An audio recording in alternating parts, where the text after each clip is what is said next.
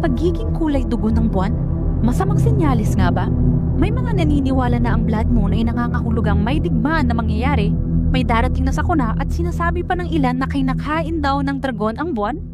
Dahil nga dito, maari kayang ito ay babala dahil sa nangyayaring digmaan ngayon sa US at Iran at sa mga iba pang apektadong bansa?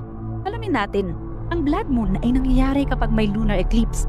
Ito ang panahon kung kailan pumupwesto ang Earth sa pagitan ng araw at ng buwan.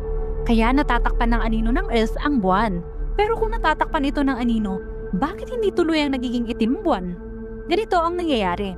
Habang dumadaan ang liwanag ng araw sa atmosphere ng Earth, nagkakaroon ng scattering o pagkalat ng iba't ibang kulay ng liwanag. Ang mga kulay na may maikling wavelengths tulad ng violet at blue ay madaling nakakalat sa atmosphere. Samantala, ang pula at orange na liwanag ay mas kayang tumagos sa atmosphere. Ang natitirang pulang liwanag na ito ang naiipon at lumilihis papunta sa buwan.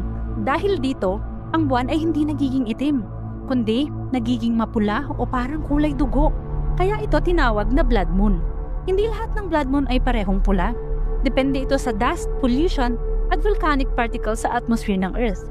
Halimbawa, pagkatapos ng malalaking volcanic eruptions, nagiging mas madilim ang blood moon.